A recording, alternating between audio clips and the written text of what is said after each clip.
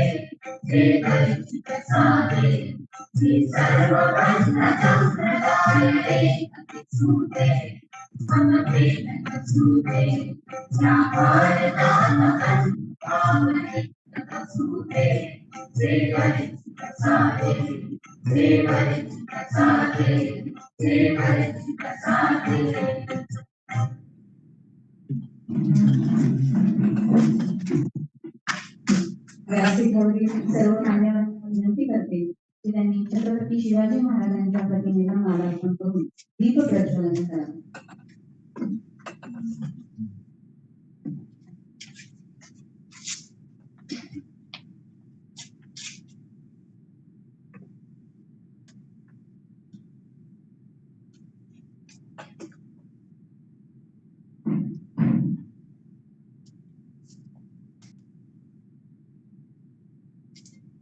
रक्षं पात्ररतं स्नेहं प्रदीपश्री विवर्धनं प्रयास्यन्ति विनातेन भस्मत्वं विभवगुणाः. हे दिव्या, तू तुझ्या पात्रातील तेलरूपी स्नेह आणि वासरूपी गुण यांचे रक्षण कर, ज्याने तुझी प्रकाश लक्ष्मी चिरकाळ वर्धिष्णू होईल.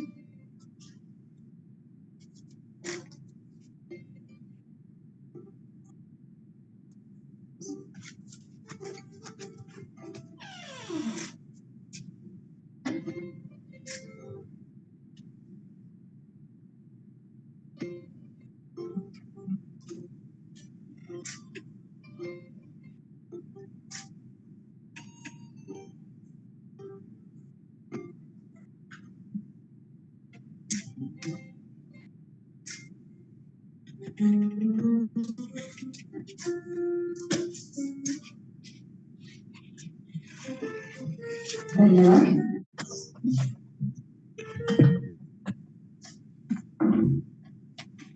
अंजली स्थानी पुष्पाणी वासेयंती करद्वयम् अहो सुमनसां निखिलवामदक्षिणेन सम. उजळीत घेतलेली फुले दोन्ही हातांना सारखाच सुगंध. त्यांची पेटी डाव्या आणि उजव्या दोन्ही हातांवर समानच असते. त्यामुळे पुष्प देणारे हात व पुष्प स्वीकारणारे हात यामधील स्नेह अधिक महत्वाचा ठरतो. या स्नेहाला अनुसरून आपण मान्यवरांच्या स्वागताकडे जाऊया. माननीय कुलगुरू डॉक्टर सुभाष चौधरी यांचे स्वागत कुलसचिव डॉक्टर अनिल गिरेकर करतील.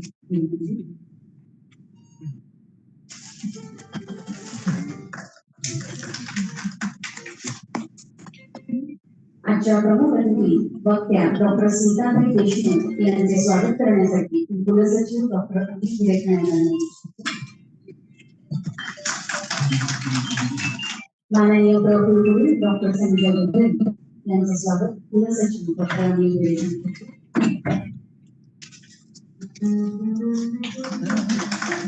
धन्यवाद सर.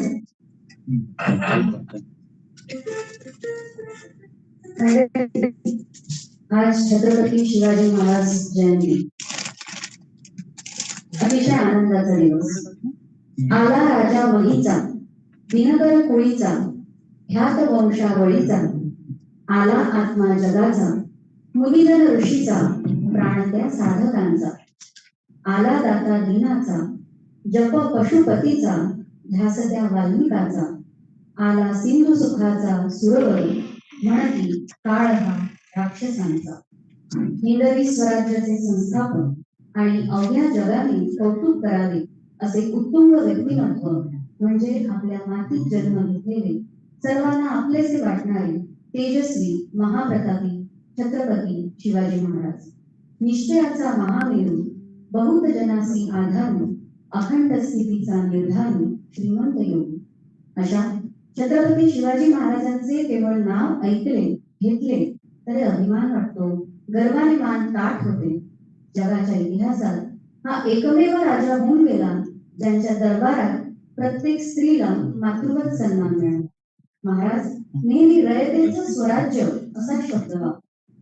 स्वभावातील सहिष्णुता, दूरदृष्टी, करारीपणा व धाडसी वृत्ती अशा महाराजांच्या व्यक्तिमत्वातील अनेकविध गोष्टी आजही समाजाला प्रेरणा देतात.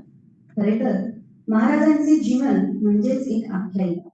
छत्रपती शिवाजी महाराजांच्या यशस्वी जीवन चरित्राची अष्टसूत्री शब्दात सांगायचीच झाली तर जिद्द आणि बुद्धिमत्ता, आपलेपणा आणि माणुसकी, कणखर वृत्ती आणि दूरदृष्टी, भयमुक्त कृती आणि व्यवस्थापन, तणावमुक्त अशी सकारात्मकता, साधी राहणी, उच्च विचारसरणी, संयमशीलता आणि जनतेची सुरक्षेला अग्रक्रम, गनिमी गावा आणि स्वबळावर जिंकलेले दुर्गम गड किल्ले अशा या यशवंत, कीर्तिवंत, सामर्थ्यवंत, वरदवंत, पुण्यवंत, नीतिवंत जाणत्या राजाची जयंती साजरी करणे हे आपले परम कर्तव्य तसेच सौभाग्यही आहे.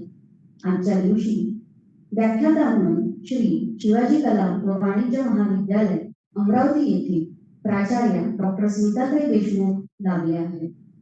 सांस्कृतिक, शैक्षणिक, सामाजिक कार्यात स्वतःचे अस्तित्व निर्माण करणाऱ्या शिक्षण तज्ञ, प्रशासक, संशोधक व मनस्वी कलावंत doctor Smita Deshmukh UGC, NAC व विद्यापीठ स्तरावर उल्लेखनीय कार्यामुळे सुपरिचित आहेतच. ती academic counsellor, senator, NAC assessor, UGCच्या विविध समित्यांवर त्या कार्यरत आहेत. राष्ट्रीय आंतरराष्ट्रीय स्तरावर शोध निबंध व पुस्तके प्रकाशित आहेत. अवघ्या महाराष्ट्रालाच नव्हे तर विश्वाला कल्याणकारी राजा देणारी राजमाता जिजाऊ मासाहेबांचे चरित्र पडद्यावर साकार करणाऱ्या स्मिताताई मासाहेबांचे विचार पुराशी बाळगून गेल्या 26 वर्षांपासून विद्यार्थी, समाज संस्कारित करीत आहेत. चित्रपटाच्या माध्यमातून समाज प्रबोधनाचे काम करताना त्यांच्यातील कलाकार आणि वक्ता भरत गेला. राजमाता जिजाऊ मासाहेबांच्या भूमिकेनंतर डॉक्टर पंजाबराव देशमुख यांच्या जीवनावर आधारित ज्ञानगंगेचा भगीरथ या चित्रपटामध्ये भाऊसाहेबांच्या आईची राधामाईची भूमिका देखील त्यांनी साकारलेली आहे. शिवाजी शिक्षण संस्थेच्या अदर्जाप्राप्त पहिल्या महिला प्राचार्य म्हणून त्या परिचित आहेत. केवळ महाराष्ट्रच नव्हे तर आंतरराष्ट्रीय स्तरावर देखील जपान, दुबई या ठिकाणी जिजाऊ मासाहेबांचे चरित्र एकपात्री प्रयोगाच्या माध्यमातून त्यांनी सादर केलेले आहे. मी माननीय कुलगुरू डॉक्टर सुभाष चौधरी यांना विनंती करते की डॉक्टर स्मिता देशमुख यांचा शाल, श्रीफळ व ग्रामगीता स्मृतिचिन्ह देऊन सत्कार करावा.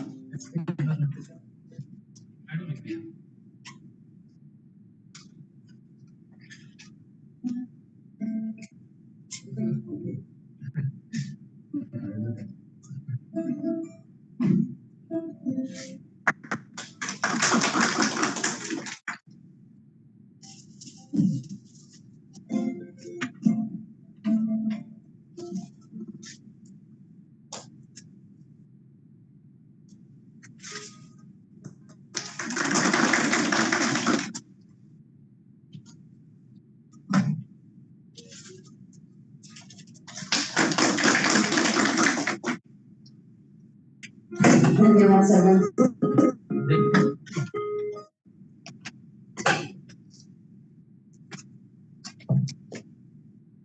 मी डॉक्टर स्मिताताई देशमुख यांना छत्रपती शिवरायांचे व्यवस्थापन कौशल्य या विषयावरील व्याख्यानासाठी सविनय आमंत्रित करते.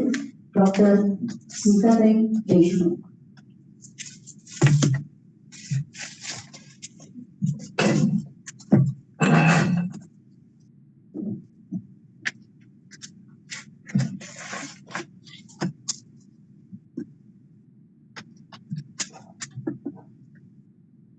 या भारत भावनित्य वसुदे देवी वर्षी असावी.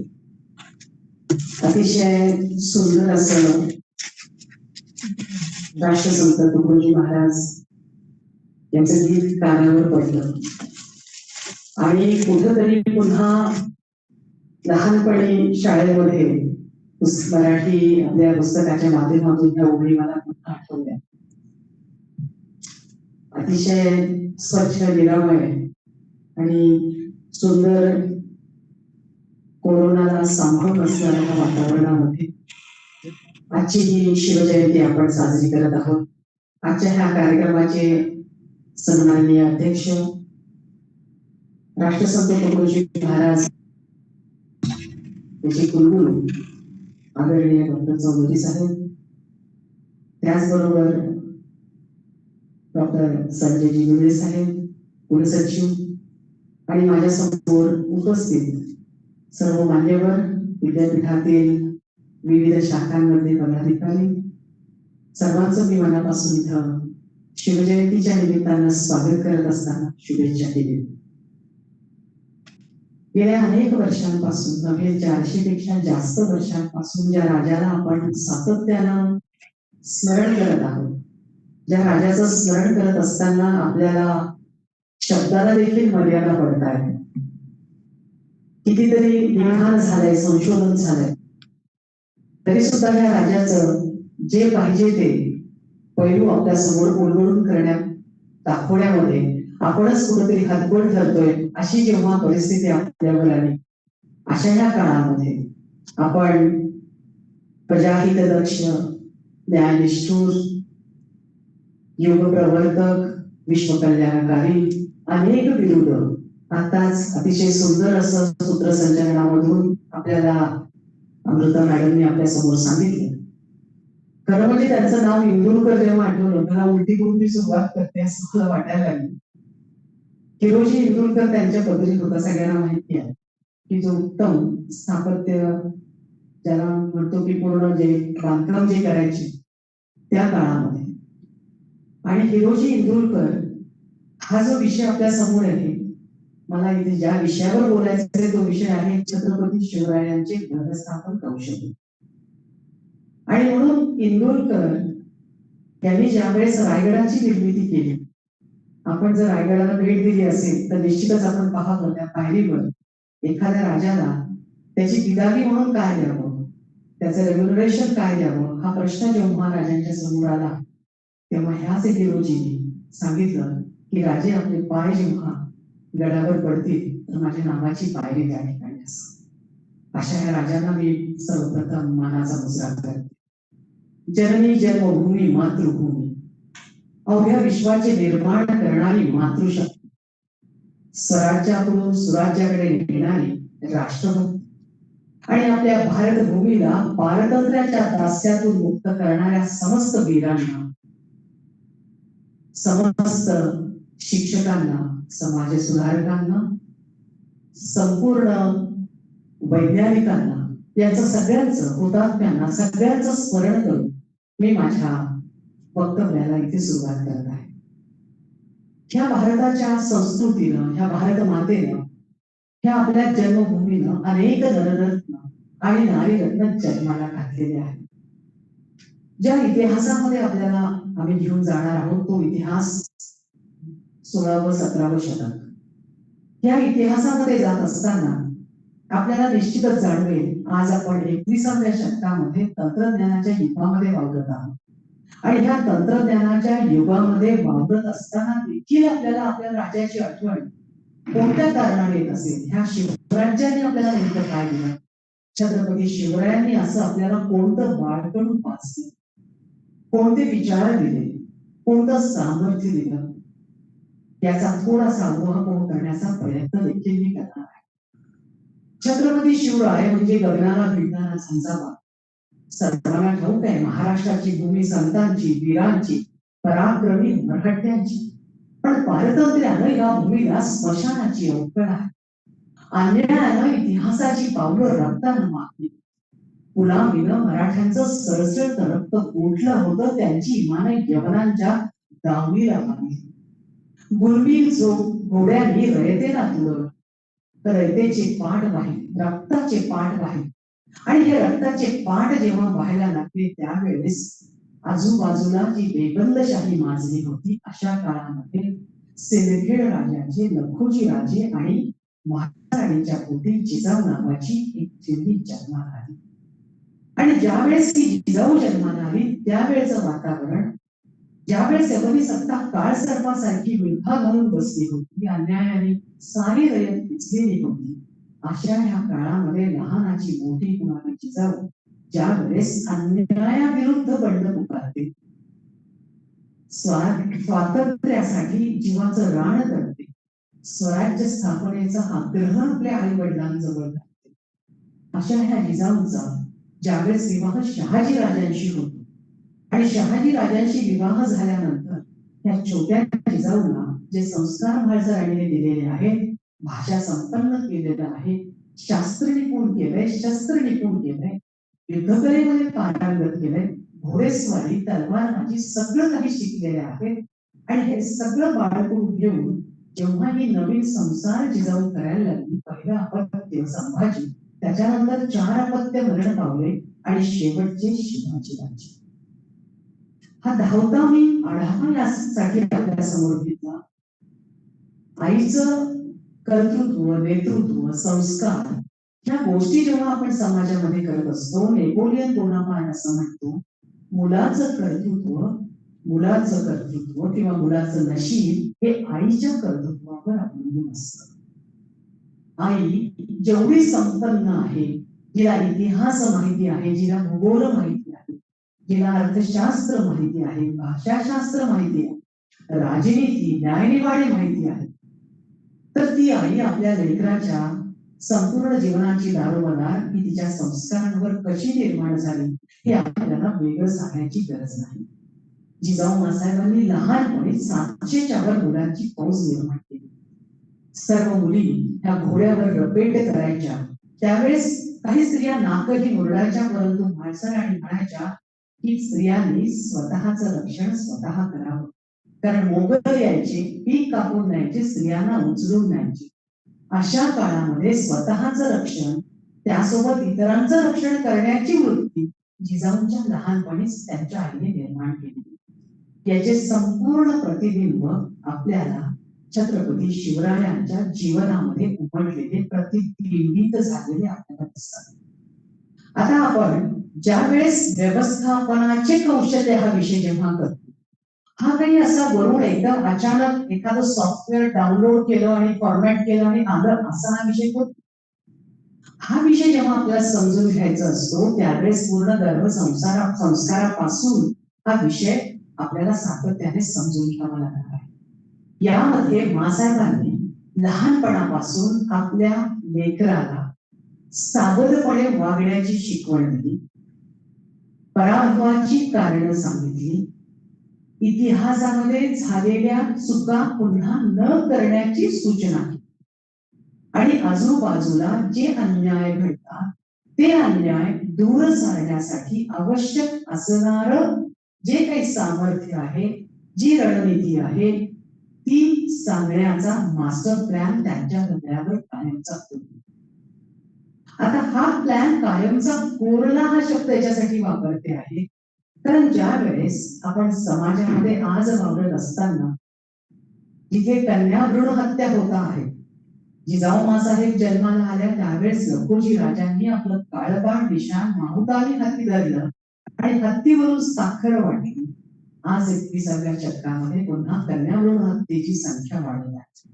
नंबर 2, आजही मुला मुलींमध्ये कमी झालाय पण भेदाचं प्रमाण काही प्रमाणात कुठंतरी आपल्याला दिसत आहे. म्हाळसारांनी ते केलेलं नाही आणि नेमकं हेच काम शिवाजी राजांनी आपल्या कार्यकाळामध्ये कुठंही स्त्री पुरुष असा भेद केला नाही, सन्मानाची वागणूक दिली. आत्ताच अमृता मॅडमने सांगितलं की स्त्री शक्तीचा सन्मान करणारा राजा.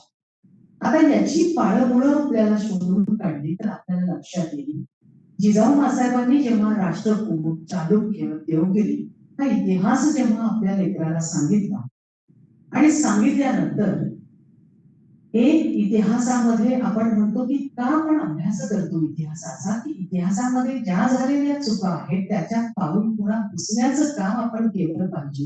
ही पहिली शिकवण मासाहेबांनी दिली आणि ज्यावेळेस ही शिकवण देत असताना मासाहेब सातत्याने त्यांना एक गोष्ट नक्की सांगतात की आपण अन्यायाला विरोध करत असताना स्वातंत्र्याची उर्मी आपल्या मनामध्ये निर्माण झाली पाहिजे. कारण त्या काळी कोणीही स्वातंत्र्याबद्दल कुणीच बोलायला तयार. यवनांच्या, मोगलशाहीच्या, इमामशाही, आदिलशाही, निजामशाही वेगवेगळ्या शाह्यांच्या खाली वाटलेला सरदार हा विविध जाती धर्माचा काम करत होता केवळ आपल्या पोटासाठी. आता लक्षात घ्या की आपण ज्यावेळेस एखाद्यासाठी, याचा अर्थ काय आहे, ते लढणं जे आहे ते अस्तित्वाची लढाई त्या काळी होती. हे सांगण्याचं तात्पर्य एवढंच आहे की एखादी लढाई अस्तित्वाची जेव्हा असते तेव्हा आपण कुणासाठी लढतो हा विषय त्यांच्या समोर नसतो.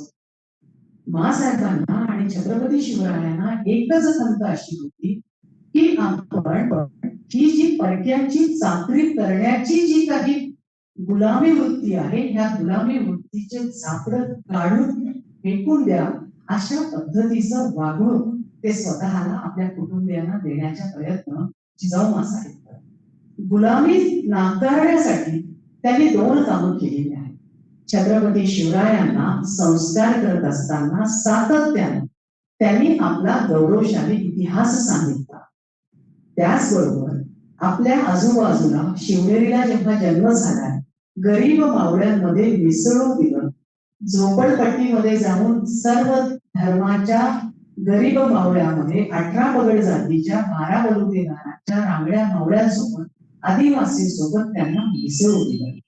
गरिबीची चटकी अनुभवली, सुखदुःखाची जाणीव त्यांना दिली. एखादा राजा घडत असताना त्याच्यामध्ये निर्माण होणारी परधर्म सहिष्णुता, संवेदनशीलता कशी निर्माण करावी हे आपल्याला आईसाहेबांच्या कार्यकर्तृत्वामधून दिसते. आणि म्हणून ही जी संस्काराची जी काही मालिका आपल्याला दिसते आहे, सातत्यानं आपल्या लेकरावर संस्कार करत असताना भेदाचा संस्कार केला. असाध्य ते साध्य करिता सायाचं कारण असं ज्यावेळेस जिजाऊ मासाहेब सातत्याने सांगत, अशा वेळेस स्वतः शिवरायांनी लहानपणापासून एक गोष्ट मनामध्ये बिंबवली, छोटं स्वप्न नाही, मोठं स्वप्न आपल्या आईने आपल्या लेकराला. आपण आपल्या लेकराला कोणते स्वप्न देतो शिवजयंतीच्या निमित्तानं, हा प्रश्न आपण स्वतःला विचारला पाहिजे. अंतर्मुख कुठंतरी डॉक्टर हो, इंजिनियर हो, कुठंतरी चौकटीमध्ये बंदिस्त असं आपण बघतो. मासाहेबांनी आपल्या लेकराला राजा हो असं दिलं. छोटासा शिवबा आता लहानाचा मोठा जेव्हा व्हायला लागला, त्यांचं बालपण जर बघितलं तर बालपणाचं व्यवस्थापनाची कौशल्य बघत असताना नेमकी संस्कारांची पाळमुळं आपल्याला खोदून पाहावी लागते. तेव्हा कौशल्य नेमके कसे निर्माण होतात हे आपल्याला लक्षात येतं. गाव कुसाचे न्यायनिवाडे असतील, माणसांची रयतेची पारख असेल, गरिबीची कळव असेल, आपलेपणा आहे, माणुसकी आहे, दुःख जाणणं आहे, गरिबी समजून घेणं आहे, समस्या समजून घेणं, हे सगळं समजून घेतल्यानंतर नेमकं राजा म्हणून मी काय करायचं हे आता शिवाजी राजे स्वतः ठरवायला लागले. छोटेसे शिवबा जेव्हा शहाजी राजांसोबत कर्नाटकामध्ये जेव्हा मासाहेब गेल्या, त्यावेळेस त्यांच्यावर अजून काही संस्कारांचं बीजारोपण झालं. आपल्याला जर आज विचारलं की आपल्याला किती भाषा ठाऊक आहे, हा प्रश्न जर आपल्याला विचारला तर आपण असं म्हणा हिंदी, मराठी आणि इंग्रजी, फार फार तर कोणी एखादी बोलणी भाषा सांग. परंतु मासाहेबांना जर आपण अनेक 7-8 भाषा जर माहिती होत्या, त्याच भाषा राजस्त्रियांना सर्व भाषांचं ज्ञान करता येतो. हे ज्यावेळेस जिजाऊ मासाहेब जाणं, आपल्या लेकराला देखील त्यांनी उर्दू, फारसी, कन्नड, गुजराती, संस्कृत, मराठी, हिंदी, कानडी अनेक भाषा आपल्या मुलाला शिकवल्या. आता आपल्याला प्रश्न पडेल, त्यावेळेस टीचर्स होते तर नाही, तर त्यावेळेस एखाद्या व्यापाराच्या निमित्ताने एखादा कानडी बोलणारा एखाद्या व्यक्ती व्यापाराच्या निमित्ताने येत असेल, एखादा फकीर येत असेल, एखादा संत येत असेल, एखादा महंत येत असेल, वेगवेगळे लोक जेव्हा सानिध्यामध्ये यायचे तर त्यांच्याशी संवाद साधण्याचं काम स्वतः राजे करायचे, जिजाऊ मासाहेब करायचे. आणि म्हणून आपल्याला ठाऊक असेल की राजांच्या पत्नी नारायण शेणवी नावाचा इंग्रजी बोलणारा देखील माणूस. छत्रपती शिवराय, आज आपण शिवजयंती जेव्हा साजरी करत आहोत, जगाच्या पाठीवर जवळपास 165 देशाहून अधिक देशांमध्ये शिवजयंती साजरी आहे साजरी. असं वेगळेपण राजाचं ते काय आहे, अनेकांनी लिहून ठेवले.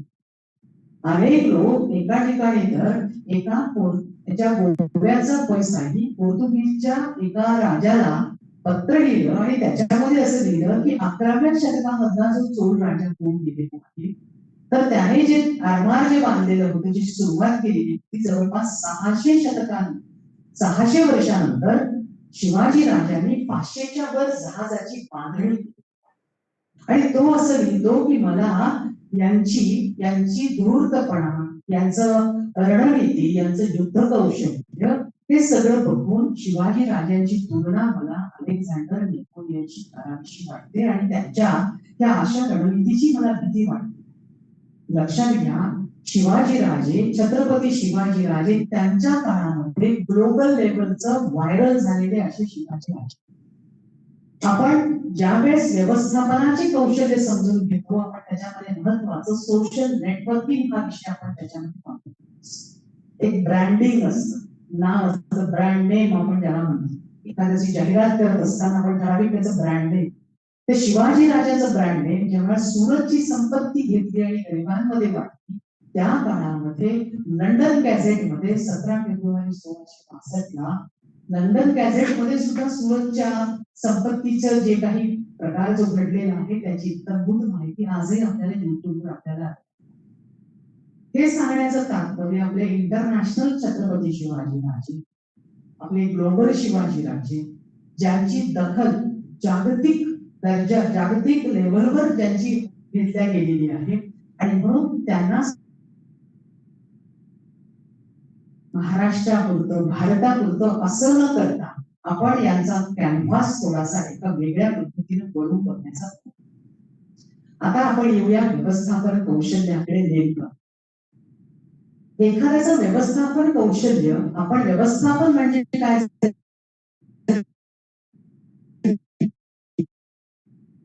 विचारलं तर आहे त्या साधन संपत्ती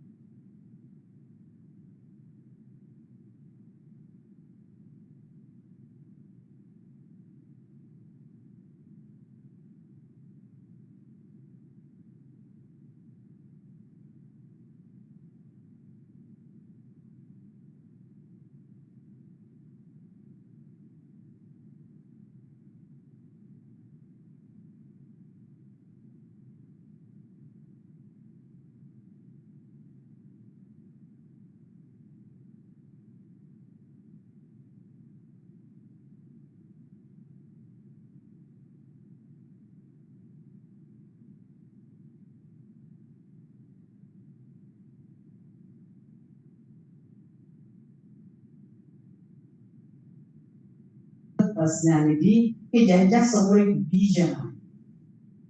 आपण त्यांचे कौशल्य जर बघितलं, आज आपण आपल्या भारत देशाला एक नवीन दिशा देण्यासाठी आत्मनिर्भर किंवा स्टार्टअप किंवा स्टँडअप इंडिया वेगवेगळ्या पद्धतीची ज्या आपण प्लॅन्स आपल्या समोर जेव्हा आपल्याला मिळतात, त्या छत्रपती शिवरायांनी त्यांच्या काळामध्ये त्या काळामध्ये ह्या सर्व प्लॅनची सुरुवात कशी केली आता आपण बघू. मला तरी असं वाटतं की भारतीय व्यवस्थापन शास्त्राचे जनक म्हणून छत्रपती शिवरायांकडे, कारण उत्तम असं व्यवस्थापन, ऍडमिनिस्ट्रेटिव्ह स्किल्स वरचं व्यवस्थापन, उत्तम असं अष्टप्रधान मंडळ सुरू करणं, शिवशक सुरू करणं, मराठी राजभाषा कोश निर्माण करणं, पहिलं आरमार बांधणं, एखादा गलगलाचा कारखाना निर्माण करणं आणि आलेल्या ज्या काही बदलाला सामोरं जाऊन आपली मनोवृत्तीमध्ये बदल आपल्या करून घेणं, एक फ्लेक्सिबिलिटी ऑफ माइंड ज्याला म्हणतो आपण. आता बोर्ड पासून आपण माऊस पर्यंत म्हणजे आपण ऑफलाईन पासून ऑनलाईन मध्ये आलो, ती फ्लेक्सिबिलिटी आपल्यामध्ये आहे. राजांनी त्या काळामध्ये त्यांच्याजवळ असणारी फ्लेक्सिबिलिटी जर आपण बघितली तर आपल्याला खरोखर आश्चर्य वाटेल की ज्या काळामध्ये आयसीटी नव्हतं, ज्या काळामध्ये WTO कोणत्या संघटना नव्हत्या, कसले कायदे कानून आता आहेत तसे नव्हते, सुरक्षा योजना कसल्या नव्हत्या, अशाही काळामध्ये आपल्या राजासाठी, स्वराज्यासाठी तळहातावर शीर घेऊन मरण पत्करायला उत्सुक असणारे मावळे शिवाजी राजांनी कसे निर्माण केले असतील, कोणतं ते व्यवस्थापन असेल, असं कोणती ती मानसिकतेचं असेल, कोणतं काय त्यांनी नेमकं केलं असेल, हे सामर्थ्य त्यांना कसं मिळालं असेल, एक नाही अनेक प्रश्न तुमच्या आमच्या समोर निर्माण होतात. तर लक्षात घ्या, त्यावेळची परिस्थिती, ज्यावेळेस केवळी अत्याचार, बेबंदशाही खूप सातत्यानं जेव्हा माजताना आपल्याला दिसते आहे, जिजाऊ मासाहेबांच्या जाऊ ज्या आहेत त्या आपल्या लेकरांच्या समोर त्यांनी बोलून दाखवली. असं जर होत असेल तर आपण मारून आपल्याला मेलेलं पुरतं. इट मीन्स दॅट की आपण आपल्या शत्रूला संपूर्ण आणि म्हणून असं करत असताना ज्यावेळेस हे विचार आजूबाजूचे सातत्याने शिवाजी राजांच्या मनामध्ये जेव्हा मासाहेबांनी निर्माण केले आणि असे राजे जेव्हा आता कर्नाटकामध्ये शहाजी राजांसोबत बसलेले आहेत आणि तिथे विचार करतायत, शिवाजी राजांना आपल्याला आश्चर्य वाटेल, खगोलशास्त्र, पर्यावरण शास्त्र, कृषी शास्त्र, जलव्यवस्थापन शास्त्र, शिक्षणशास्त्र, युद्धशास्त्र, एक अर्थशास्त्र, राजकारण, समाजकारण, जितके शास्त्र आपल्याला आठवत आहेत त्या सगळ्यांमध्ये त्यांचं एक प्रकारचं ज्याला म्हणतो इम्पॅक्ट, परिणाम या सगळ्या शास्त्रांवर आपल्याला छत्रपती शिवरायांचा दिसून येतो. आपल्या समोर जर आपण व्यवस्थापनाचा विषय जर आणला, टाइम मॅनेजमेंट हा जो विषय आहे, एक आपण टप्प्याटप्प्याने आपण जाऊया. Time management, work management, emotion management. Time मॅनेजमेंटचं बघितलं तर आपल्याला छत्रपती शिवरायांचा इतिहास सर्वांना ठाऊक आहे, म्हणून मी त्याच्यामध्ये डिटेल जात नाही. नेमकं याच्यामध्ये व्यवस्थापन कसं केलं हे आपल्याला सांगेल. टाइम मॅनेजमेंटचं उदाहरण जर द्यायचं जर म्हटलं तर आपल्याला पन्हाळगडावरून सुटका हे सगळ्यांना माहिती आहे, सर्वांना ठाऊक.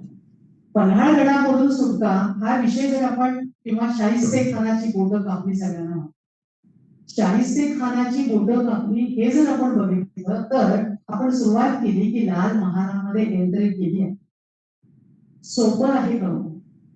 शत्रूच्याच घरामध्ये जाऊन शत्रूचा खात्मा कर.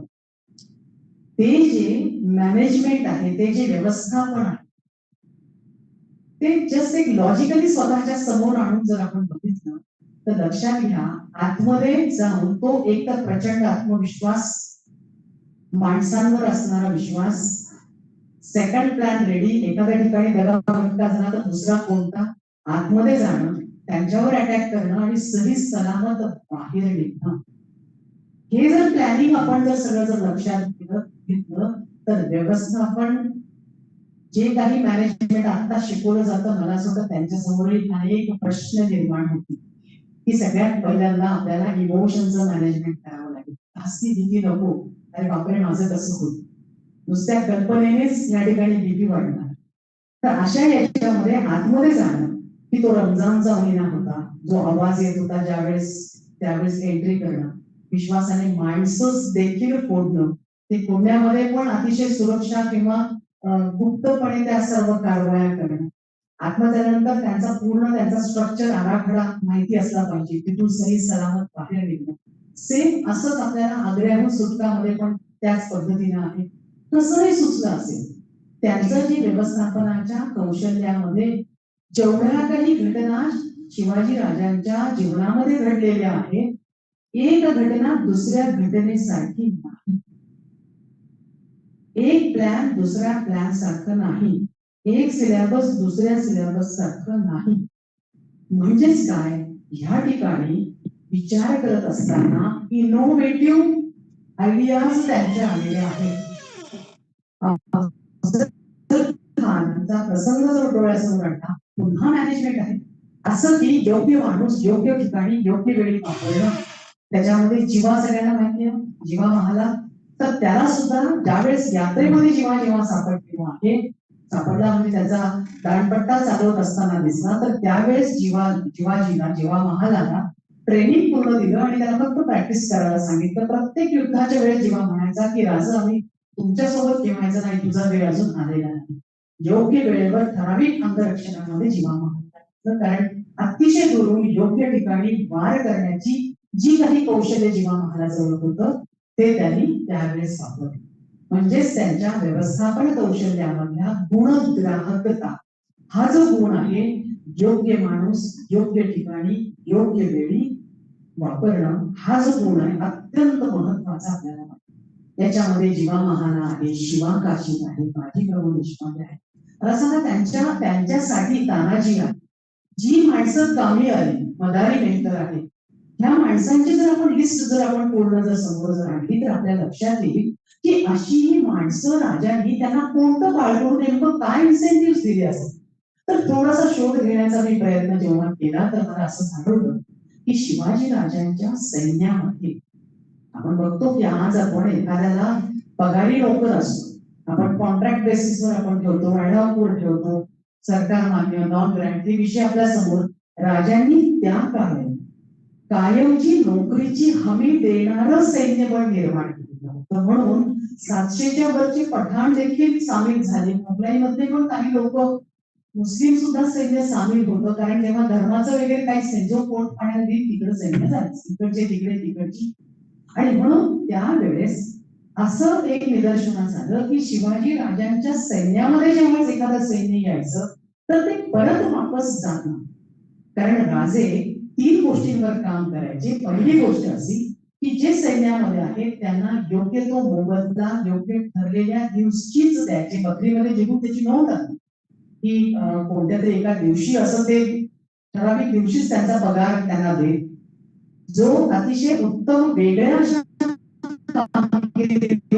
एखादा व्यक्ती जात असेल त्याच्या हातामध्ये अगोदर सोन्याचं कड, सोन्याचं कड्याचा मान म्हणतात, सोन्याचं कड तानाजीला देण्यासाठी गेलं होतं, शिवा काशीला पण केलेलं होतं. सोन्याचं कड त्यांना द्यायचं. म्हणजेच काय एक रेव्होल्युशन इन्सेंटिव्ह आपण म्हणतो, त्याला हौसला अफजाई म्हणून किंवा त्याला प्रोत्साहन म्हणून किंवा त्याला प्रेरणा म्हणून. आणि जी सैन्य जे कामी यायचं, म्हणजे ज्या हुतात्मा त्यांना मिळायचं, स्वराज्याशी लढताना मरण जे पत्करायचे, अशा सैन्याच्या कुटुंबाची जबाबदारी संपूर्णपणे शिवराज्य सांभाळायचं. त्यांच्या मुलांचं त्यांना पुन्हा नोकरी सांभाळून घेणं, त्यांच्या घरी मुली असतील त्यांच्या लग्नाला मदत करणं. म्हणजेच काय, शिवराज्याच्या स्वराज्याच्या सैन्यामध्ये जेव्हा जायचं तर त्यांना एक प्रकारचं समाधान किंवा त्याला आपण म्हणतो एक प्रकारचं निर्धास्त असं वृत्ती सगळ्या सैनिकांमध्ये असायची. आणि म्हणून राजासाठी आपण लढावं ही एका मनाने ह्या वृत्तीनं अगदी मनापासून ते शिवराज्यामध्ये सामील व्हायचं. त्याचबरोबर ज्या वेळेस एखादी विधवा स्त्री असेल तर तिच्या हाताला काम देणं, आज आपण बचत गट म्हणतो, आपण सहकारी बँक म्हणतो, तर त्या काळामध्ये लक्षात घ्या, लॉजिकली विचार करा की एखाद्या युद्धामध्ये राजे जात आहेत, येताना काही सही सलामत सगळे येणार नाही, कोणी जखमी होणार आहे, कोणाला खायला लागणार आहे, कोणाला औषधोपचार लागणार आहे.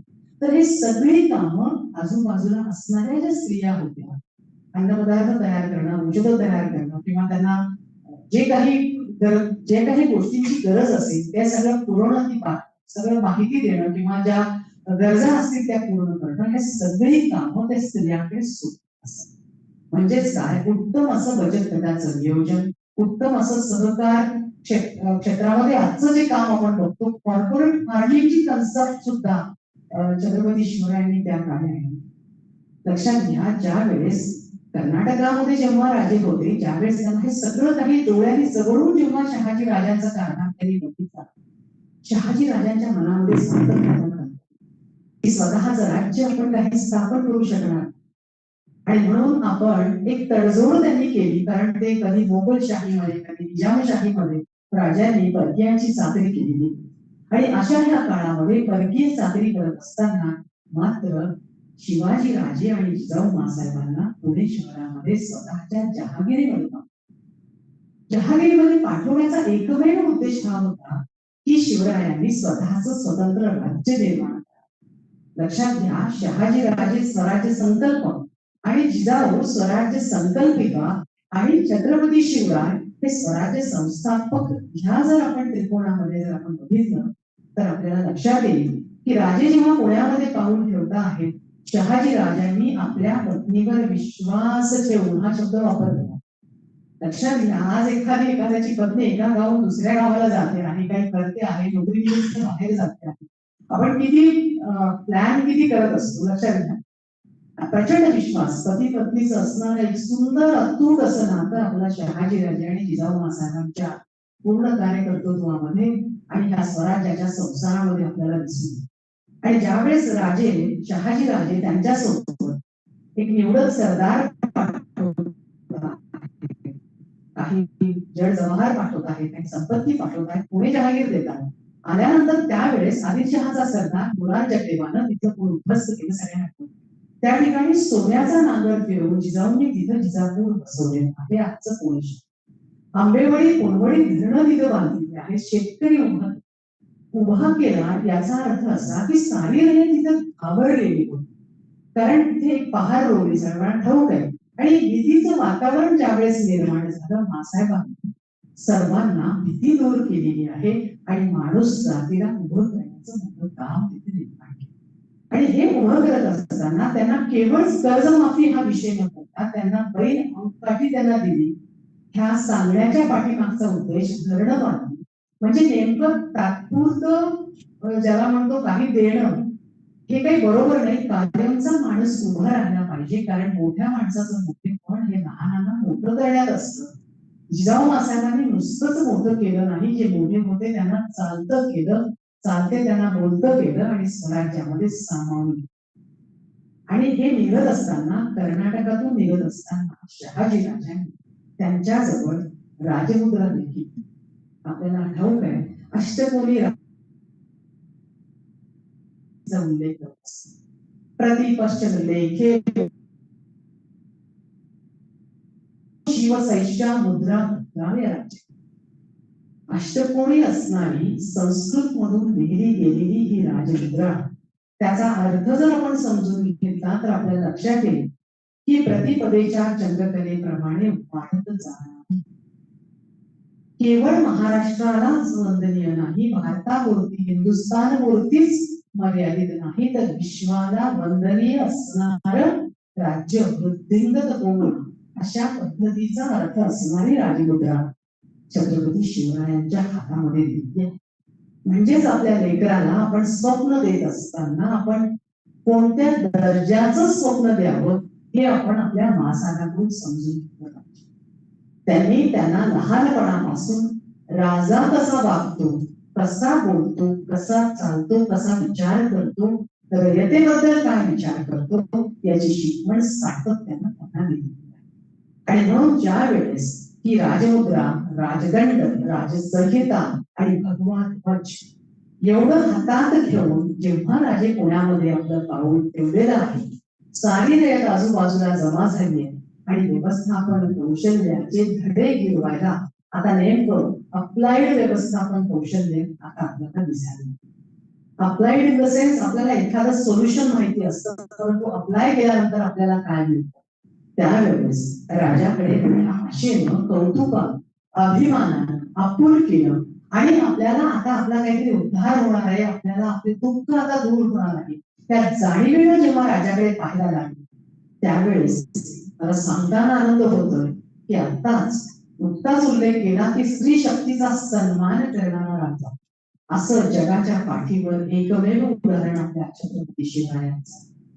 औरंगजेबाचा जो बखर लिहिणारा हाफिज खान जो आहे हा सुद्धा म्हणतो की स्त्रीचा सन्मान करणारा राजा, त्याचा गौरवोद्गार शत्रू पक्षातला माणूस पाहिजे. औरंगजेब शत्रू होता तरी सुद्धा शिवाजी राजांच्या मृत्यूची बातमी जेव्हा कळते आहे तर नमाज पढ़ायला खाली उतरतो आहे की अल्लाह तेरे दरबार में माँ बहनों की इज्जत करने वाला ये राजा के दरबार में अभी आ रहा है, दरवाजे खुले लगा. अशा पद्धतीचं ज्याला म्हणतो त्यांचं काय त्या पद्धतीने आहे नमाज तो करतो. ह्या मागचं सांगण्याचा फक्त उद्देश हा एवढाच आहे की आपण शिवजयंती आज आपण साजरी जी करता ही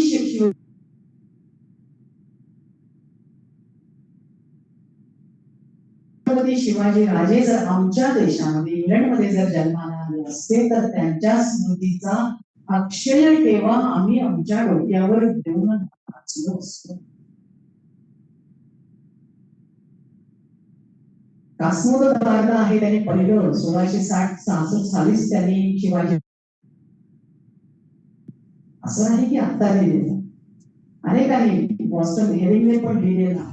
जेव्हा आपण ज्यावेळेस अशा राजांचं आपण स्मरण जेव्हा करतो आहोत, अशा राजांच्या स्त्री शक्तीचा सन्मान हा विषय मला जास्त महत्वाचा. जी एक मंदिरातील देवता म्हणून स्त्रीकडे बघण्याचा दृष्टिकोन शिवाजी राजांचा सातत्याने त्यांनी,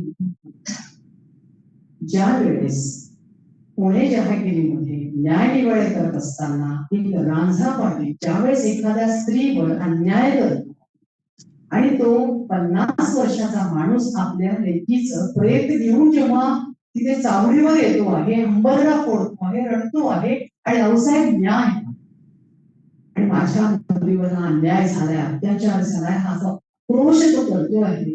जिजाऊ साहेबांनी हे दृश्य बघितल्याबरोबर त्यांची तळपायाची आग मस्तकात जाते आणि अनेक गोष्टी, अनेक अन्याय, अत्याचार त्यांच्या डोळ्यासमोर जेव्हा येतात, जिजाऊ साहेबांचा छोटासा 12 वर्षाचा हाता शिवाजी 12 वर्षाची, त्यांच्याकडे त्यांनी एक नजर संस्काराला कुठेतरी आता फळ आता येण्याचं जिजाऊ साहेबांना दिसतं आहे.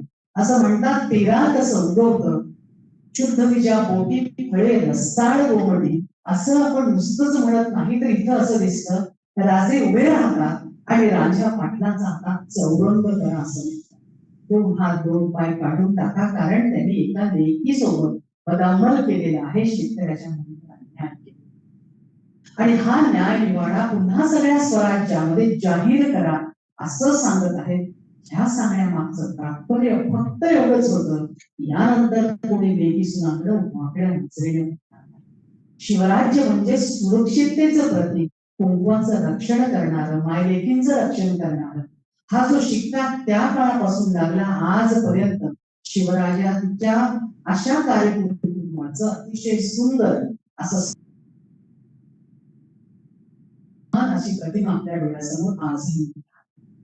आणि म्हणून शिवराज्यामध्ये सुरक्षिततेचं प्रतीक आज शिवजयंती साजरी करत असताना इथं तरुणाई जी कोणी माझी ऐकत असेल, स्त्री शक्तीचा सन्मान करावं ही नम्र विनंती शिवजयंतीच्या निमित्तानं मला करायची आहे.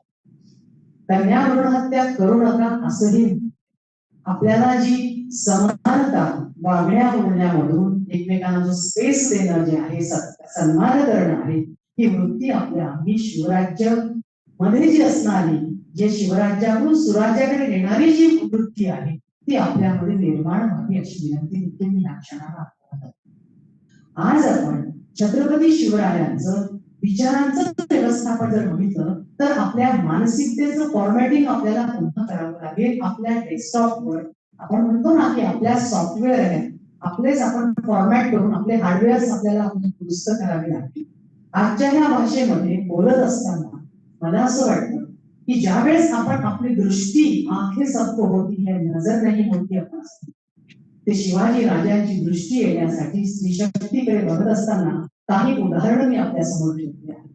ज्या वेळेस कर्नाटक येथे एक सावित्रीबाई देसाई नावाची किल्लेदारी, तर ती किल्लेदारी सकोजी गायकवाड नावाचा किल्लेदार शिवाजी राजांचा त्याने त्याच्यावर अटॅक केलेला आहे. त्या किल्ल्यात तो किल्ला जिंकला आणि जिंकल्यानंतर अतिशय बेहोश झाला तो पराक्रमाने, आनंदाने. पुन्हा तिच्यासोबत गैरवर्तन केल्यानंतर शिवाजी राजांना ही गोष्ट जेव्हा समजली आहे, कानावर पडलेली आहे, तर आपल्या राज्यातला आपला सरदार आहे हा विचार राजाने केलेला नाही. लक्षात राजाने विचार काय केला त्या क्षणात की एका स्त्रीवर त्याने अन्याय अत्याचार केलेला आहे.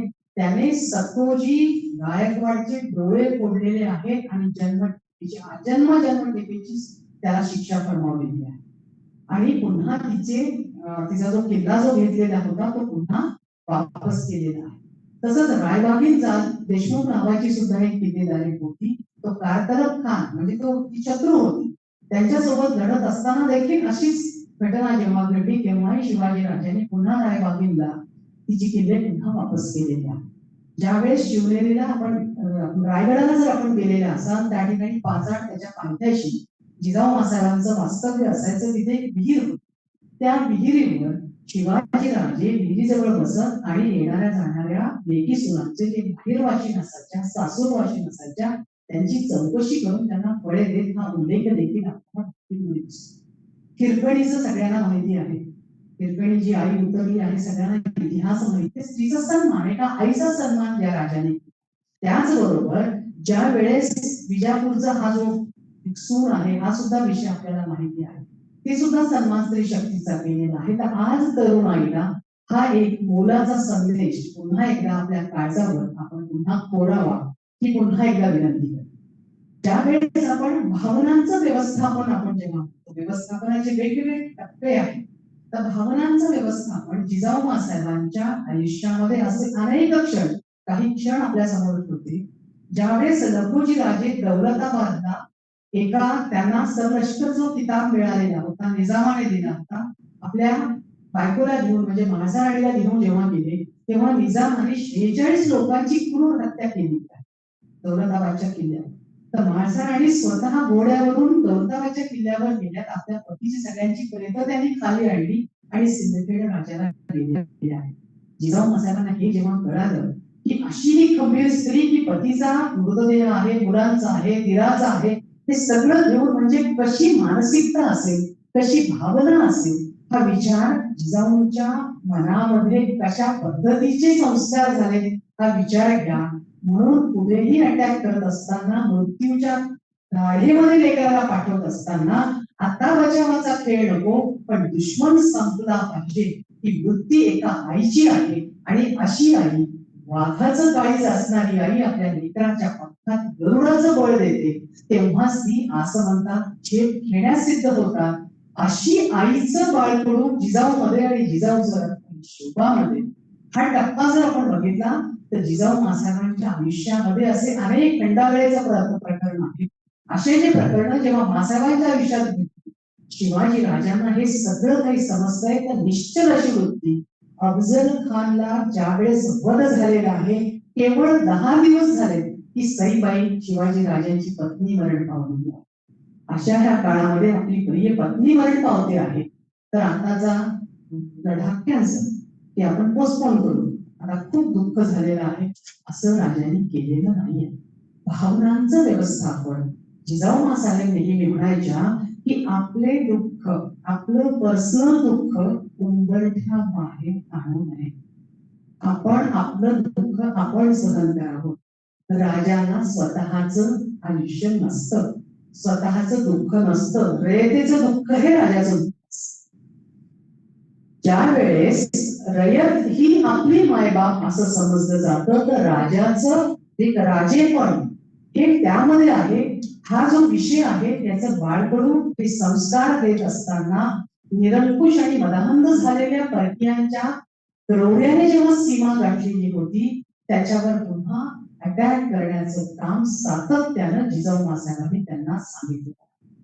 संकट ही वळवाच्या पावसासारखी एकामागून एक कोसळत असताना देखील ज्या वेळेस परिस्थितीवर मात करणं, शक्तीपेक्षा युक्ती श्रेष्ठ सांगणं, हे सातत्यानं जिजाऊ का सांगत होती, त्याचं कारण असं की त्यांच्या पदरी असणारे अतिशय, ज्याला म्हणतो की अगदी लिमिटेड, मर्यादित असं सैन्यबळ जगाच्या पाठीवर जेव्हा शिवाजी राजांची तुलना अलेक्झांडर, नेपोलियन, सीझर इत्यादी अनेकांशी होते आहे, अशोक सोबत होते, हर्षवर्धन अनेकांशी जेव्हा होते आहे, तर राजांचं वेगळेपण याच्यामध्ये एवढंच आहे, नीतिमत्ता, आत्मविश्वास, चारित्र्य संपन्न, कमी सैन्य बळामध्ये, अतिशय कमी सैन्य बळामध्ये युद्ध केलेलं आहे, स्वतः नेतृत्व केलेलं आहे.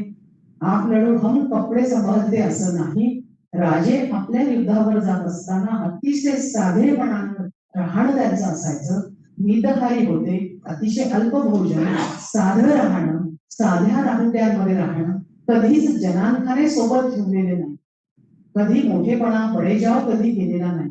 राहुटी एकदम साधी असायची, कपडे साधे असायचे, याची वर्णन देखील शिवाजी राजांच्या चरित्रामध्ये अनेकांनी लिहून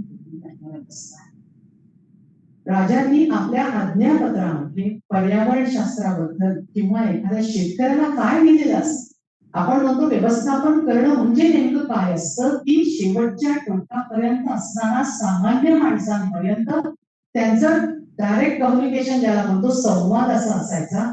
छोटीशी गोष्ट की गवताची गंजी जवळ आपण झोपलेले असाल तर रात्रीच्या वेळेस गवताच्या गंजीजवळ लावलेले दिवे तुम्ही भिजवून झोपा, तसं जर केलं नाही तर रात्री उंदीर येईल, ते वाद घेईल आणि गंजी पेटेल, राज्याचं नुकसान होईल. हे आज्ञापत्र सध्याही अस्तित्वात आहेत, आपण जरूर वाचावे. त्याचबरोबर पर्यावरणामध्ये झाडांची फांद्या कोणत्या कापाव्यात इथपासून सुद्धा त्यांनी वर्णन आणि माहिती दिली, कोणत्या झाडांची छटाई आपण करावी. त्याचबरोबर शेतकऱ्यांच्या भाजीच्या देठालाही आपण हात लावू नये. युद्धामध्ये जर एखादं गाव जर आपण जिंकलं असेल तर त्या ठिकाणी जर तुम्हाला काही खरेदी करायची असेल तर त्या शेतकऱ्याला पैसे देऊन तुम्ही खरेदी करा, जबरदस्ती करू नका, सर्व धर्माचा आदर करा, स्त्रियांचा आदर करा, असं सातत्यानं त्यांनी त्या ठिकाणी सांगितलं.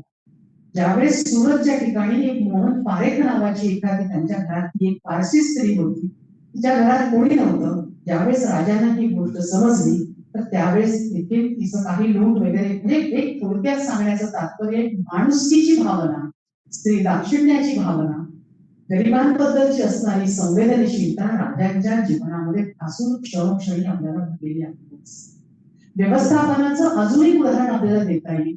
आपण म्हणतो की गड आला पण सिंह गेला, पण त्या लहानपणी मला प्रश्न असा पडायचा की त्यावेळेस काही मोबाईल नव्हते, फोन नव्हते, सिग्नल्स नव्हते, काही वायरलेस असं काही यंत्रणा नव्हती, तर राजांना समजायचं कसं किंवा जिजाऊंना कसं समजायचं, हे कशा पद्धतीचं व्यवस्थापन करायचं. तर लक्षात घ्या, ज्या वेळेस सिंहगड आणि ज्या ठिकाणी जिजाऊ आहे तर त्या एक सिग्नल्स त्यांचे वेगवेगळे असायचे. लहानपणापासून आदिवासी रांगडे मावळे जे असायचे तर ते वेगवेगळ्या पक्ष्यांचे, प्राण्यांचे आवाज काढतात, हा एक त्यांचा सिग्नल असायचा. कोणी आलं की पक्षाचा आवाज नाही बाबा, असं ठरलेलं की तो सिग्नल असायचा की शत्रू आहे, सावधान, ओके, जागते रहो, जे काही असेल ते सिग्नल्स त्यांचे चालायचे आणि म्हणून ते बरोबर एका ठिकाणाहून दुसऱ्या ठिकाणी जायचे. नंतर सिग्नल असा असायचा, आग्र्याहून येत असताना तो जो रस्ता जर आपण, तो ट्रॅक जर आपण बघितला दूरपर्यंतचा, परत आपल्या सामान्य बुद्धीला प्रश्न पडतो की राजे गेले कसे असते. तर त्यांची अतिशय उमदी अशी घोडी तयार असतात. ठराविक अंतरावर गेलं की घोडा लगेच बदलायचा, मग तिथून परत दुसरा घोडा. आणि त्या त्या प्रांतातील माणसं त्यांनी जोडली. माणूस जोडणं सगळ्यात नंबर एक वरचं काम शिवाजी राजांचं वैशिष्ट्य. जोडला एकदा माणूस की त्याचं तोडणं नाही. तो स्वराज्याच्या आणि राजाच्याच कामी यायचा अशा पद्धतीचं जोडणं त्याचं असायचं. अतिशय विश्वास. आणि म्हणून त्यावेळी बहिर्जी नाईक, सगळ्यांना माहिती आहे त्यांचं नाव, ही सुरक्षा व्यवस्था उत्तम अशी होती. त्यावेळेचं कंपॅरेटिव्ह स्टेटमेंट जर आपण बघितले तर त्यांना जे पेमेंट जो काही स्कोर त्यांचा जो असायचा, शिवाजी राजांच्या सैन्यामध्ये जास्त पगार ह्या रँक प्रमाणे त्यांना दिलं जायचं. जेवढी जबाबदारी मोठी, पगार तेवढा त्यांचा जास्त. आणि अशा या काळामध्ये पगार देत असताना बहिर्जी नाईक अतिशय चांगल्या पद्धतीनं, म्हणजे बघा कोणतंही एखादी मोहीम समोर आली की सगळ्यात पहिल्यांदा तिथलं असणारं पूर्ण व्यवस्थापन शिवाजी राजांना, शत्रूची मानसिकता, जायचं कसं, राहायचं कसं, कोणाची काय मानसिकता आहे, सायकोलॉजी कशी आहे, हे सगळं काही ब्ल्यूप्रिंट राजांसमोर रेडीमेड असायची. अफजल खानाबद्दल सगळ्यांना वेगवेगळे किस्से माहिती आहेत, परंतु अफजल खान इतका शूर, बलाढ्य, लाखोचं सैन्य घेऊन आलेला आहे. अशा खानाला जर संपवायचंय तर त्याला खुशमस्करी आवडते, त्याला हे आवडतं, सगळं माहिती होतं. कारण खाली जर गेलं तर काही खरं नाही. आणि म्हणून त्यांना पुन्हा जावळीपासून वाईपर्यंत आणणं आणि पुन्हा मायक्रो वेपनचा शोध लावणं.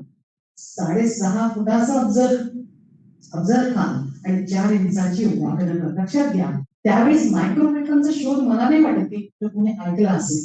परंतु हे जे इनोव्हेशन्स आहेत, म्हणजे एखाद्या प्रसंगाला सामोरं जाण्यासाठी एक जो strategic plan, first plan, second, तो जर झाला तर थर्ड डिझास्टर मॅनेजमेंट, हा सुद्धा शिवाजी राजांच्या व्यवस्थापनामधला एक महत्वाचा. जेव्हा विशाळगडाकडे गेले, आपल्याला माहितीये पन्हाळगडावरून निसटले, तिकडे विशाळगडाकडे गेले, परंतु दाखवलं कसं, बैलांच्या शिंगांना त्यांनी मशाली बांधल्या आणि परत तात्पुरत्या काठाकडे पळवलं.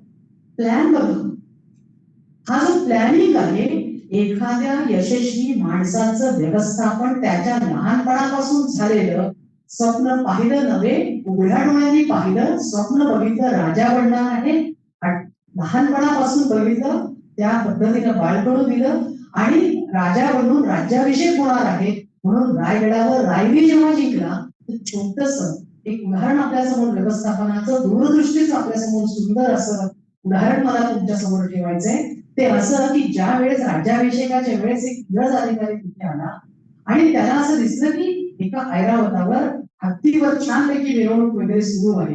आणि त्याला फार प्रभावित झाला आणि त्याला आश्चर्य वाटलं की घोडा देखील त्याच्यावर आणणं इतकं अवघड आहे, तर हा हत्ती, 2 हत्ती, 2-3 हत्ती आले कसं? हा प्रश्न जेव्हा त्याला सातत्याने पडतो आहे, सगळ्यांना विचारतो आहे, पण ट्रेड सिक्रेट म्हणून कोणीच तोंड उघडत नाही. कारण अतिशय कडक शिस्त, कसलेही गोपी तर बाहेर सांगायची नाही. ही सगळी वृत्ती, त्यांचे कायदे कानून सगळे सगळे कडक, सगळ्यांना माहिती होतं आणि निष्ठा सगळ्यांना माहिती होती.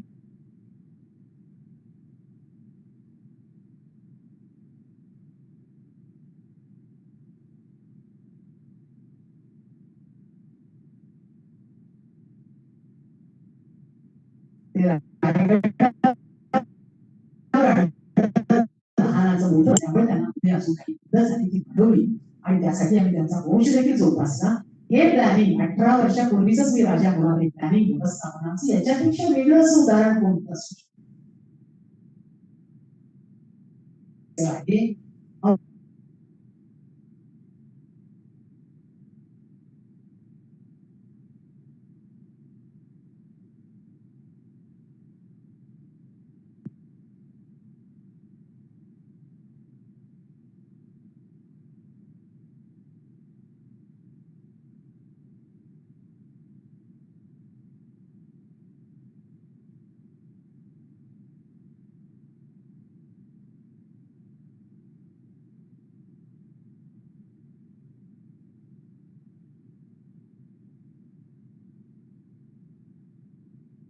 वॉटर आपल्याला मिळतं आहे, औषधी वनस्पती आहे, उत्तम असं वृक्ष लागवड आहे.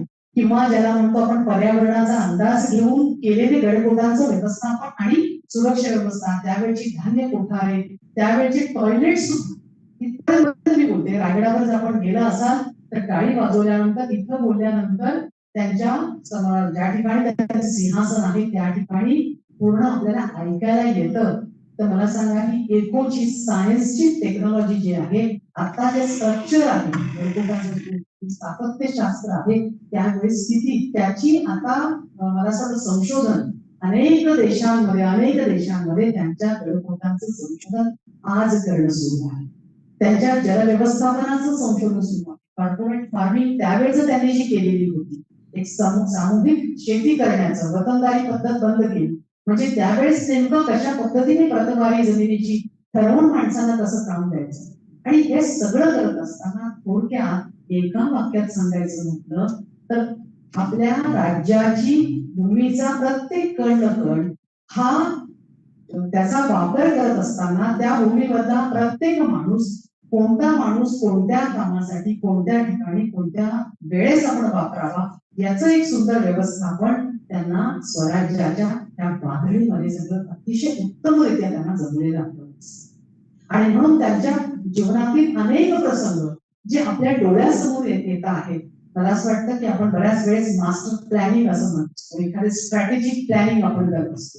एखादा हल्ला आहे, एखादा अटॅक आहे, एखादा आपण नॅकला आपल्याला व्हिजिट आहे, आपण कॉलेजचं सुद्धा एक प्लॅनिंग करतो, त्याची पॉलिसी ठरवतो, एक ऑर्गनाइज आपण करतो, काही ऍक्टिव्हिटीज ठरवतो, काही प्रोजेक्ट ठरवतो. पुन्हा आपण आपल्या रिस्पॉन्सिबिलिटीज ऑथॉरिटीज आपण सगळ्या प्रत्येकाला डिस्ट्रीब्यूट आपण करून देतो, म्हणजेच आपण डिसेंट्रलायझेशन करतो. हे सगळं करत असताना आपण एक आदेश, एक वाक्यता आदेशाची आपण असतो आणि त्याच्यावर इम्प्लिमेंटेशन होण्यासाठी आपण सेकंड प्लॅन करतो की हा बरोबर करतो आहे की नाही. सेम थिंग, बरोबर करतो आहे, करत असेल तर त्याला सन्मानित करणं, आणि करत नसेल तर असं शासन करणं की परत दुसऱ्यांदा कोणी असं वागणार नाही. तर ह्या पद्धतीनं हे जे व्यवस्थापनाची कौशल्य त्यांची वेगवेगळी आपल्याला वापरताना जे दिसतात, तर ज्या वेळेस सिंहगड जेव्हा जिंकलेला आहे कसं समजलं तर त्या ठिकाणी काळा धूर आणि पांढरा धूर असायचा. लाकडं दोन प्रकारची असतात, काही लाकूड हे काळा धूर सोडणारे असतात, काही लाकूड हे पांढरा धूर सोडणारे असतात.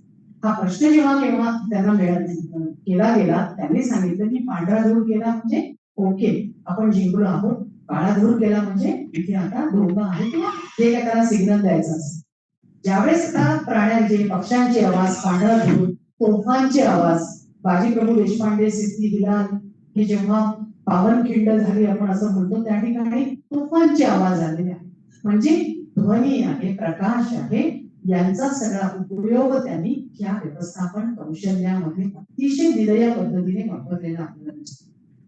मला असं वाटतं की तरुणाईनं आपल्या आयुष्याकडे बघत असताना शिवाजी राजांनी आपल्याला काय दिलं तर आपल्याला एक दूरदृष्टी दिली, मातृशक्तीचा सन्मान करायला शिकवू, राष्ट्राची भक्ती कशी करावी, राष्ट्राची सेवा कशी करावी आपल्याला हे सांगितलं. आपली जी मस्तक जी आहेत परकीयांच्या पायावर नतमस्तक न करता, त्यांच्या पायावर अर्पण न करता, गुलामीमध्ये न अडकता आपण स्वतःचं स्वतंत्र अस्तित्व आपल्या मातीवर आपण निर्माण करावं हे सांगितलं. आणि आजही शिवाजी राजे आले तर आपल्याला काय सांगतील की आपल्याला परिस्थिती बदलायची असेल तर स्वतः बदला. या भारतात बंधुभाव नित्य वसुते बरची असा. आणि ज्या वेळेस संत श्रेष्ठ, ज्यावेळेस राष्ट्रसंत तुकडोजी महाराज असं हे देखील म्हणतात की ग्राम सुधारणेचा मूल मंत्र सज्जनांनी व्हावे एकत्र. ज्या काही चांगल्या कारणांसाठी जी आहे, शिवजयंती जिथे जिथे कुठे साजरी केली जाते, एक शिवविचार, माणूस उभा करणारा विचार आहे, संघटन करणारा विचार आहे, आपल्याला पायावर उभं करणारा विचार आहे, समाजाला चालतं करणारा, बोलतं करणारा, पुढे नेणारा हा विचार आहे. आणि म्हणून शिवाजी राजांना राज्याभिषेक करण्यामागे जिजाऊ मासाहेबांची जी की नीतीची होती, त्याचं कारण असं होतं की राजदंड हातात आला, स्वराज्य आपलं निर्माण होईल, धर्मदंड आपल्या हातामध्ये येईल आणि आपल्याला राज्याभिषेक चांगल्या पद्धतीनं आपल्याला पुढे नेता येईल.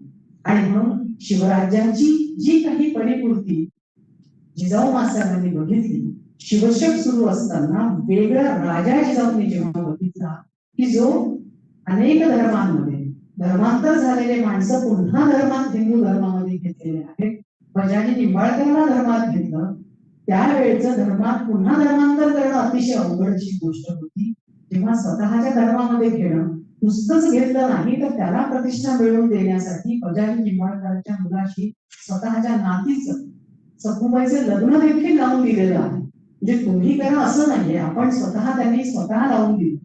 त्याचबरोबर सती प्रथा ज्यावेळेस होती अशा काळामध्ये सती न जाता स्वराज्यासाठी जिजाऊंनी जगावं हा आग्रह देखील आपल्या शिवाजी राजाने घेतलेला आहे. तोरणगडावर जेव्हा सोन्याच्या मूर्ती सापडल्या आहेत तिथून त्या स्वराज्याच्या कामी त्यांनी आणलेल्या आहेत, गडकोट बांधलेले आहेत आणि स्वराज्यामध्ये माणूस उभा त्यांनी केलेला आहे. राजांनी कसला मुहूर्त पाहिलेला नाही, कोणत्या गडाला नाव दिलेलं नाहीये, कारण स्वराज्याचा मालक ही गरज होती. राजे हे विश्वस्त म्हणून त्यांनी काम केलेलं आहे आणि म्हणून त्यांच्यासाठी मरायला आणि मारायला अतिशय तयार असणारी जी आजूबाजूची मावळ मंडळी होती, राजा तुम्ही स्वराज्यासाठी जगलं पाहिजे असं म्हणून धारातीर्थी पडलेले तानाजी, शिवाकाशी, मराठी, बाजी प्रभू, सिद्धिदा अशी कितीतरी शिवाजी ते अनेक असे नररत्न आपल्याला आजूबाजूला दिसतील. त्याचं कारण जिजाऊ मासाहेबांनी लहानपणापासून त्यांच्यावर जे संस्कार केलेले आहेत, सातत्याने संस्कार केले. कारण आपण रात्रंदिना महायुद्धाचा प्रसंग असं म्हणून ज्यावेळेस जिजाऊ मासाहेब अतिशय सावधानतेनं वागत असताना एक मंत्र सातत्यानं त्यांना द्यायचे की आपण आपल्याच माणसांपासून देखील सावध राहायचे. हा जो मूलमंत्र स्वतः शिवाजी राजांनी आयुष्यभर पाळला. कधीच त्यांच्या तलवारीच्या समोर आलेला माणूस कधी दिसून गेलेला नाही. जी योजना आखली ती सफल त्यांनी केलेली आहे. एक योजना दुसऱ्या योजनेसारखी नाही आणि म्हणून त्या ईस्ट गोल मधला म्हणजे पूर्वार्धामधला एक महावीर असं देखील त्यांना एका हेरिंग नावाच्या एका माणसाने देखील म्हटलेलं आहे. म्हणजे खूप मोठमोठी विरोध राजांना जेव्हा लागतात त्यावेळेस व्हिएतनामचा हो ची मिन्ह राष्ट्राध्यक्ष, कदाचित तुम्ही कधी व्हिएतनामला जर गेला तर तिथे बघा त्यांच्या समाधीवर एक वाक्य कोरलेलं आपल्याला आजही दिसतं, इथे शिवरायांचा मावळा वास करत आहे. सुभाषचंद्र बोस ज्यावेळेस भंडाऱ्याच्या तुरुंगातून सुटतात, व्यवस्थापन कौशल्याचं अतिशय सुंदर असं उदाहरण, त्यावेळेस त्यांना असं समजलं की आपण कसे सुटला, तर त्यावेळेस त्यांनी सांगितलं की शिवाजी राजांचं वेशांतर हातऱ्याहून सुटका करत म्हणून घेत असताना सगळ्यांना इतिहास माहिती आहे म्हणून फार डिटेलमध्ये मी गेले नाही, विद्यार्थ्यातून सुटते सगळ्यांना माहिती आहे, पण पुढे आल्यानंतर त्यांनी एका फकीराचा वेश देखील घेतलेला होता. तर हे आपण शिवनीती आपण आहे. भगतसिंगांनी जेव्हा असं म्हटलं की तुम्ही कशा पद्धतीने पासावर चढले, पुन्हा शिवाजी राजांचा इतिहास, क्रांतीचे राणा पाटील इंग्रजांच्या तावडीतून सुटले, तुमच्या समोर काय, पुन्हा शिवाजी राजांचा इतिहास. कितीतरी लोक आहेत म्हणजे जगाच्या पाठीवर अनेकांनी, नेपोलियन असेल त्याने सांगितलं की कोणती शिवनीती गनिमी पावा, हा शिवाजी राजांचा इतिहास आमच्या समोर. आणि म्हणून असा हा राजा ज्या ह्या महाराष्ट्राच्या सह्याद्रीनं ह्या गडकोटांनी त्या मातीनं तुम्हा आम्हाला दिला आणि ह्या मातीमध्ये जन्माला येण्याचं आणि शिवजयंती साजरी करण्यासाठी त्यांच्या विचारांचं वृक्षारोपण करण्याची संधी आम्हाला राष्ट्रसंत तुकडोजी महाराज विद्यापीठ यांनी आम्हाला दिली. आणि राजमाता जिजाऊ मासाहेबांच्या चित्रपटाच्या माध्यमातून नव्हेच गेल्या 26 वर्षांपासून ज्यावेळेस जिजाऊ मासाहेबांचं आणि शिवाजी राजांचं समाज संस्कार करण्यासाठी, कारण एक शिक्षक म्हणून जेव्हा समाज संस्कारित आपण करू, शिक्षक आपल्या शिक्षणाच्या माध्यमातून समाज संस्काराच्या माध्यमातून जेव्हा समोर येईल तेव्हाच आपल्याला आता एक महत्वाची जबाबदारी शिक्षक म्हणून आपल्या सगळ्यांनी उचलली पाहिजे. कारण जिजाऊ मासाहेबांनी आणि शिवरायांनी जे काही व्यवस्थापनाचे कौशल्य ज्यामध्ये लीडरशिप सांगितलेली आहे, कम्युनिकेशन स्किल्स ज्याच्यामध्ये सांगितलेलं आहे, संवाद कौशल्य जे सांगितलेलं आहे, लफ्ज ऐसी चीज है आदमी दिल में उतर जाता है, दिल से उतर जाता है. ज्यावेळेस छत्रपती शिवराय ज्यांच्याशी बोलत, इव्हन तह झालेला आहे पुरंदरचा खूप मोठा कॅनव्हास आहे वेळेच्या, ज्यामध्ये मला म्हणता येणार नाही, परंतु ज्या वेळेस आपल्या शब्दाच्या सामर्थ्यावर त्यांनी माणसाला जिंकण्याची कला जिजाऊ मासाहेबांकडून त्यांनी शिकलेली आहे. सातत्यानं ते संभाषण कौशल्य आपल्या समाज स्वास्थ्यासाठी, समाज बांधिलकीसाठी, समाज उभारणीसाठी, राष्ट्राच्या उभारणीसाठी आपण निश्चित आपण करावं. आणि शक्ती, धैर्य, स्वाभिमान आणि स्त्री सन्मान या निमित्ताने आपण जागृत करावा ही मी या ठिकाणी अपेक्षा व्यक्त करते. पुन्हा एकदा छत्रपती शिवरायांचं खूप मोठा कॅनव्हास आहे. प्रत्येक क्षणावर कितीतरी वेळ बोलल्या जाईल. हा प्रयत्न आपल्या समोर व्यवस्थापनाचे कौशल्य हा सांगण्याचा मी प्रयत्न केलाय. आपण शांत चित्ताने इथं ऐकलं. ऑनलाईन आणि ऑफलाईन दोन्ही पण आपल्या सर्वांना पुन्हा एकदा शिवजयंतीचा मी शुभेच्छा देते. आणि शेवटी एवढंच म्हणेन, नजर बदलने से नजारे बदल जाते, सोच बदलने से सितारे बदल जाते, कश्तियां बदलने से क्या होगा, धार बदलने से किनारे बदल जाते. थँक्यू. थँक्यू.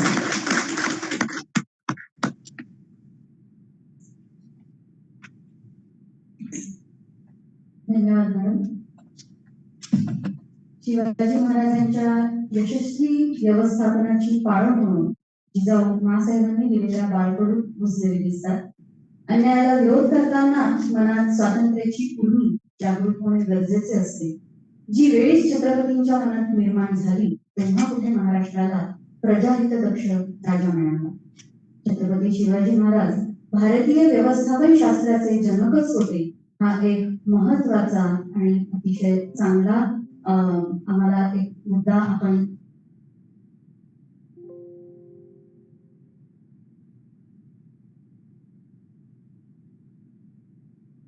नियोजन बघितल्यानंतर एक राजा म्हणून छत्रपतींनी स्वतःचाही विकास व स्वतःसोबत प्रजेचा, राज्याचाही विकास घडवून आणला याची साक्ष पडते.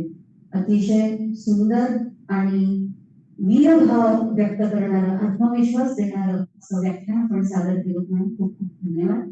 यानंतर माननीय कुलगुरू डॉक्टर सुभाष चौधरी यांना अध्यक्षीय भाषणासाठी मी सविनय आमंत्रित करते.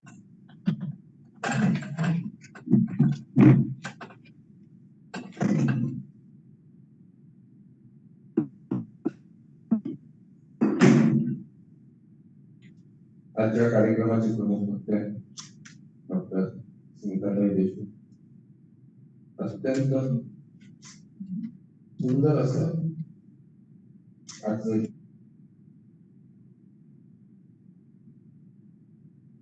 शिवाजी महाराज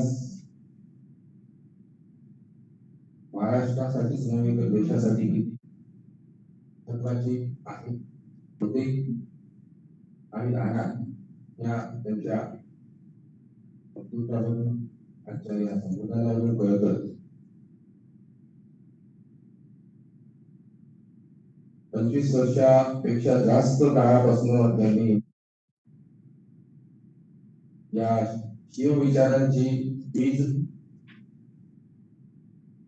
रोवण्याचे जे प्रयत्न करत आहेत त्या सगळ्या त्यांच्या विचारामागे एक गोष्ट मात्र नक्की लक्षात येतो ती म्हणजे जिजामातेने दिलेले संस्कार. जिजामाता हे शिवाजी महाराजांकरता एक विद्यापीठच होते. त्यामुळे जे कार्य जिजामातांनी आपल्या मुलाकरता केलं विद्यापीठाने सुद्धा तसं करावं असा मी आजच्या या प्रसंगी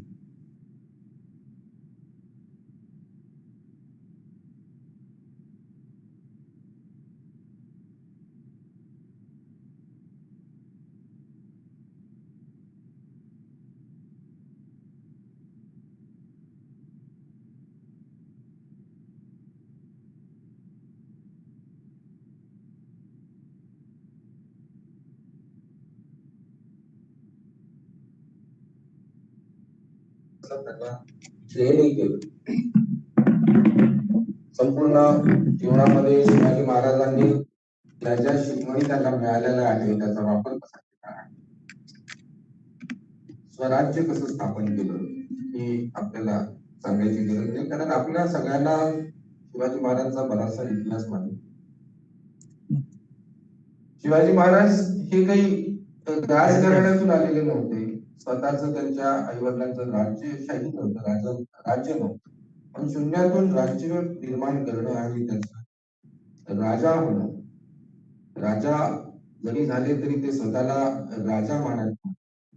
हे रयतेचे जे राज्य होतं ते स्वराज्य होतं आणि रयतेचं राज्य आहे असं म्हणायचे. शिवाजी महाराज फक्त त्यांचे व्यवस्थापक होते, जसं मॅडम म्हणाल्या की विश्वस्त होते, आणि तो मान त्यांनी शेवटपर्यंत सांभाळला. युद्ध कला असो, सगळ्यात महत्वाचं मॅडमने सांगितलं आहे की प्लॅनिंग, की पुढे काय होणार. समजा एका मोहिमेवर जात असताना त्या ठिकाणी काय होणार, अगदी बारीक बारीक गोष्टींचा विचार करून ते पूर्ण आराखडा त्यांच्या समोर राहायचा. टायमिंग आणि कोणत्या वेळेला काय घडणार आहे याची पूर्ण प्लॅनिंग त्या पद्धतीने ते करायचे, आणि म्हणूनच प्रत्येक मोहिमेत ते यशस्वी व्हायचे. म्हणजे आता मॅडम उदाहरण आपल्या समोर दिलेलं आहे ते म्हणजे अफजल खानाचे त्यांनी वाघ नखाने ठार केलं, मारलं. त्यावेळेला आतमध्ये गेल्यावर बघावं काय होईल आणि माझ्यासोबत कोण असायला पाहिजे, आणि त्यावेळेला नेमकं कशा पद्धतीचा अटॅक व्हायला पाहिजे, इतकं सूक्ष्म प्लॅनिंग, मायक्रो प्लॅनिंग जर करू शकतो एखादा व्यक्ती, तर किती डेप्थ मध्ये त्यांनी विचार केला. जीवा मालाला सोबत घेऊन